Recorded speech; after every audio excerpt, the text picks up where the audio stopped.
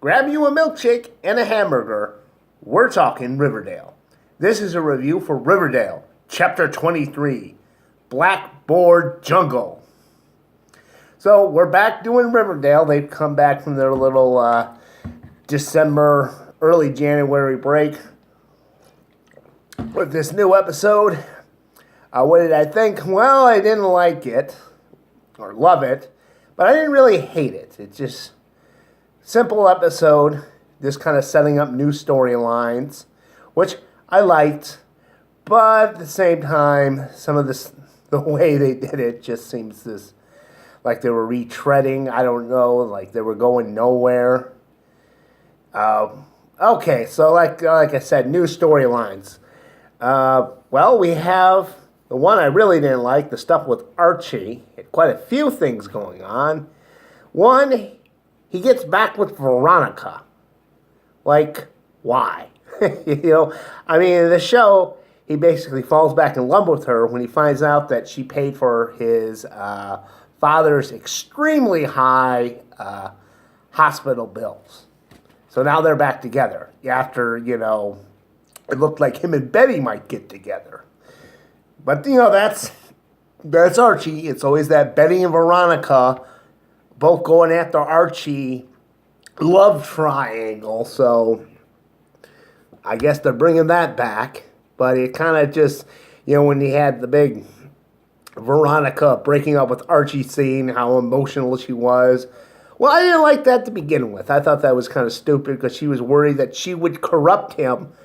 But as we'll get into it, that's not a thing. Her corrupting him. That's like throwing water on a guy who's in a pool. Anyway, like I said, Archie, that's one thing going on with Archie. No sooner does he get back with Veronica than is he approached by an FBI agent. Well, actually, let me say this again. FBI agent Adams, who's apparently investigating the lodges because he thinks they have ties to organized crime and they're just shady business people to begin with.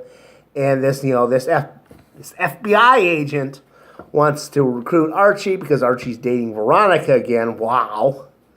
Perfect timing there. I mean, if he hadn't found out about that Veronica paid the bills, the same day as this FBI agent approached him, then Archie was like, well, I broke up with her. The FBI agent was like, well, I guess, could he get back with her? It's like, no, not after everything she said.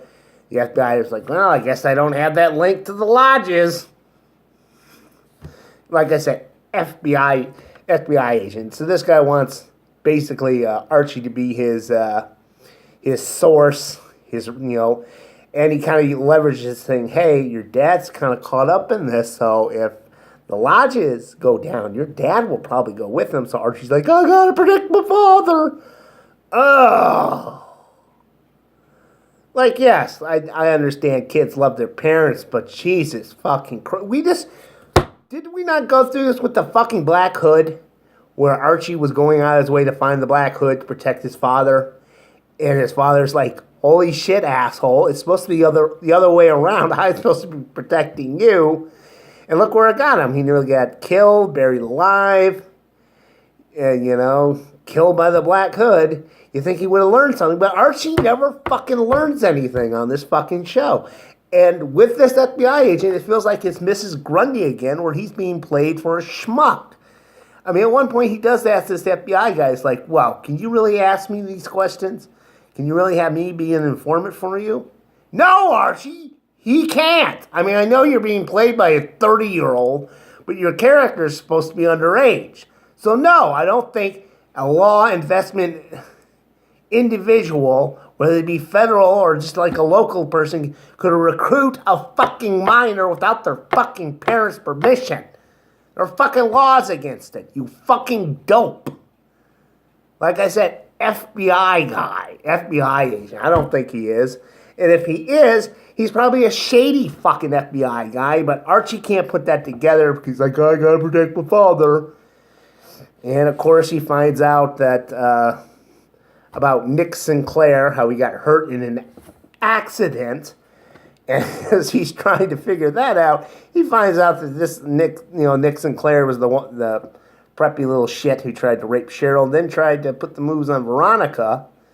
And Archie finds out about this and confronts the guy. Under the guise, one thing, that he was trying to get money for Cheryl. Because Cheryl, in this episode, suddenly changes her mind that she will take the Sinclair hush money and keep quiet about how this guy tried to rape her, which is another goddamn thing. What the fuck was the point of that? I mean, in the episode where, Cheryl nearly gets raped by this guy, and,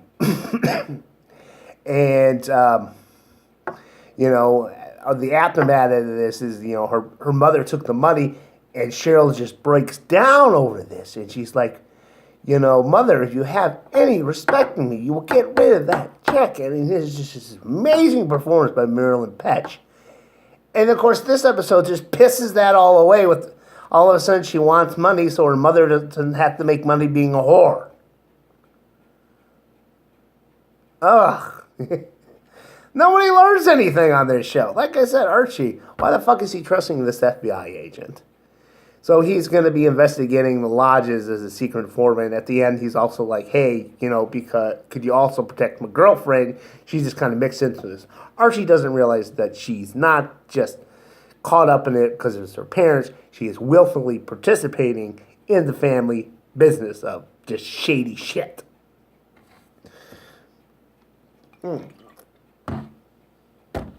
Yeah, I did not like the Archie story lines, plural. I mean, for Christ's sakes, that's another thing. I know it's Archie comics, so Archie is the main character, but you could delegate some of these stories down.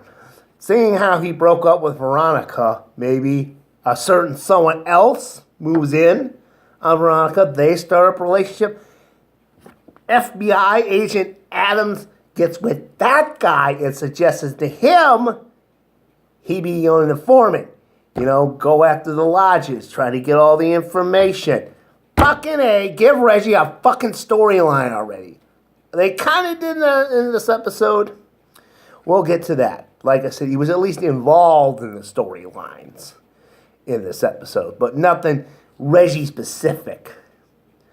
Anyway, Betty, her sister shows up just to grab some clothes and leave the house. And Betty's like, whoa, what's going on? I see you ain't preggers anymore. And, Polly's like, oh, yeah, I had the kids on.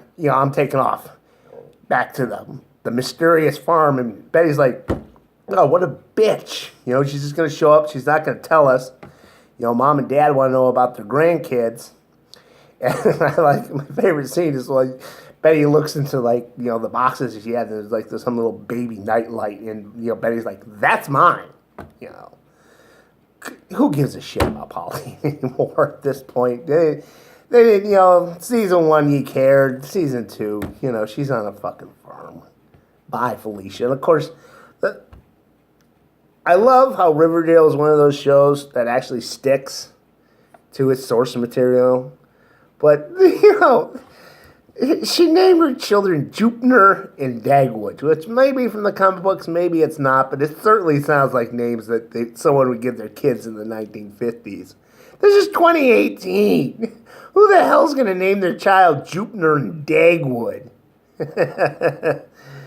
Anyway, so because Polly's out of the picture, Betty decides to go find that long-lost brother of hers.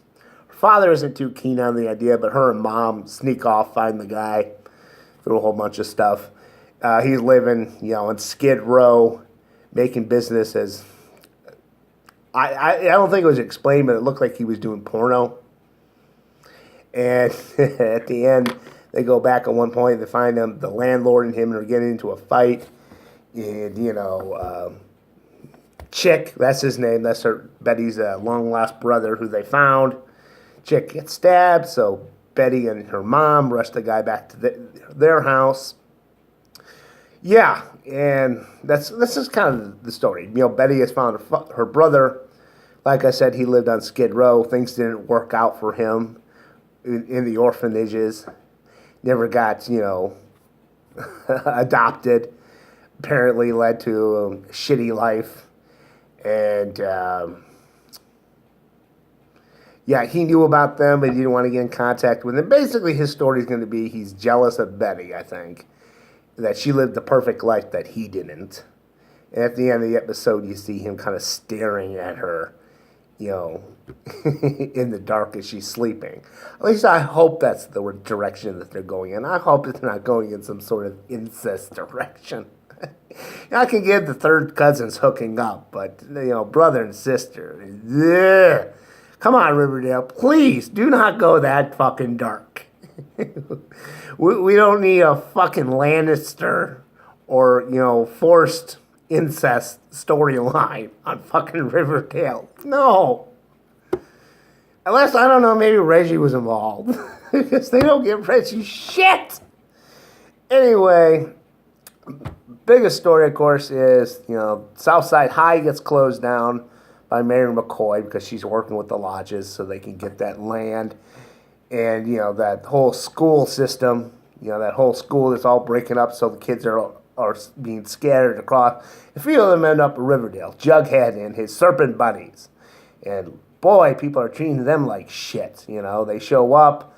Sure, there's a welcome committee by Veronica, even though it's, you know, she's basically just, you know, pretending to care that they're there. So, you know, Riverdale can keep up its clean-cut image. Cheryl shows up at one point with Reggie in tow, you know, an angry mob that doesn't want to welcome the serpent, says, hey, you piece of shit, you don't belong here. Which, I mean, again, with Cheryl, that's one of the characters I think is just a bit overused where they have to give her a bunch of storylines. It was nice to see Reggie get involved. He doesn't like the serpents because of the battle royale that they had a few episodes back. And, you know, he's, like, getting into them. He sees them wearing, you know, their jackets. And he's, like, starting fights. He kind of frames them for some graffiti. At least it's implied, you know, that. And like I said, this is all happening to the serpents. This is their story. Where, you know, Jughead's like, oh, everyone's treating us like we're the plague, and they won't let me wear my jacket, man. And he gets suspended, and then he has a talk with his father, and his father's like, you know, who gives a shit? You know, take the jacket off. You know, our little gang is not that zealous about wearing it. You know, all the other serpents are, you know, they're pretty okay with going to a better school. They're like, yeah, we'll just take the jackets off, put them on when we're out of school. But Jughead's like, they're trying to control us, man. And of course, there is this really stupid scene where, you know, Veronica, you know, through the school buys all the poor kids these fancy uniforms, you know, polo shirts and khakis, and apparently they're forced to wear them, even though no one else in the school wears uniforms. And it's like, okay, yeah. I know, I like this story because it, you know, the political commentary about, you know, poor versus rich, and you've got the lodges, they are gentrifying Riverdale, and, you know, the South Side, which, to me, it's like, how the hell is there such a, is Riverdale so big that you had two high schools to begin with, and you've got this whole other region, you know, it's like, it makes no sense to me. It's like it's either a small town or it's not, okay? It doesn't sound that small if they've got these two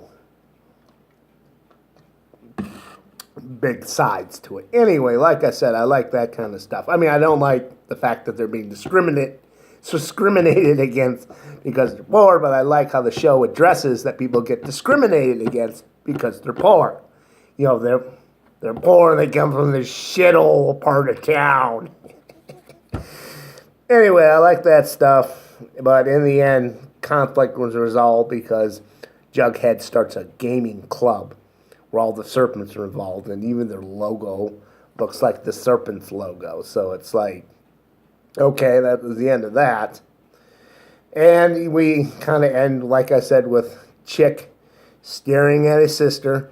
But one interesting thing with Archie where he asked the FBI agent if he thought that they got the actual Black Hood because Archie doesn't think it. that they did. Oh, good. No shit. Who are they trying to fool? Like I said, I knew there was going to be a fake Black Hood who got killed, and that the real Black Hood would show up later. I mean, we all saw the fucking Black Hood's eyes. There was a big focus on it. And Archie had seen, stared into the janitor's eyes, and they didn't match, I guess the janitors were like blue or brown. Black Hood, green. Green is a fucking leprechaun. So yes, the Black Hood mystery is not completely done. And we'll see where that goes. That's kind of it for this episode. Like I said, had some problems, some things I liked. It's an okay episode. Predictions, FBI agent Adams is either not an FBI agent or he's a shady, recluse FBI agent. That's all I got.